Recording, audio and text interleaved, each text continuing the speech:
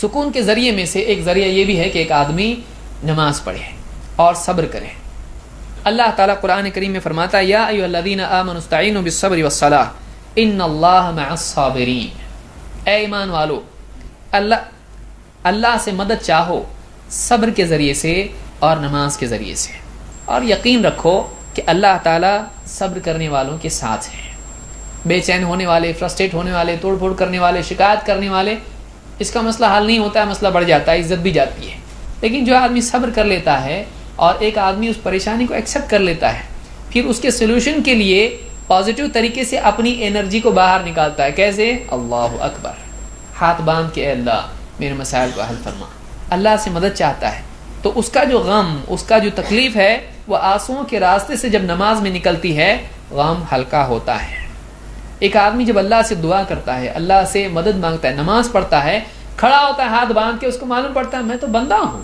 اچھا، میں کریٹر نہیں ہوں یونیورس کا، میں کریٹڈ ہوں، میں دنیا میں غلام کی حیثیت سے ہوں.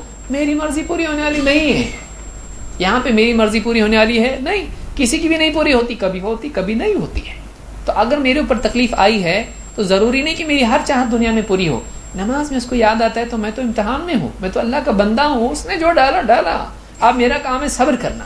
نماز آدمی کو واقعی اگر اس کی وہ نماز ہو، روبوٹ کی طرح نہ ہو، تو وہ نماز اس کو اپنی دنیا کی حقیقت، اپنی بندگی اور اپنی زندگی کا مقصد، اللہ کا بڑا ہونا، اپنا چھوٹا ہونا، اللہ کا مدد کرنے والا ہونا، اللہ سے مانگنے کے جذبات سب اس کے اندر پیدا کرتا ہے.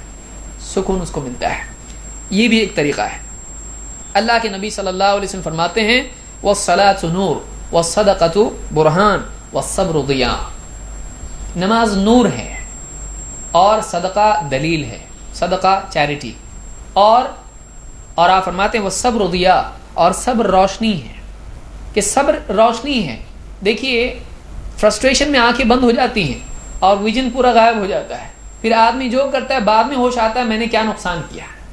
غصے میں جب آدمی آتا ہے پریشان ہو کر تو آدمی اس کے بعد جو کچھ کرتا ہے وہ ہوش میں نہیں ہوتا ہے.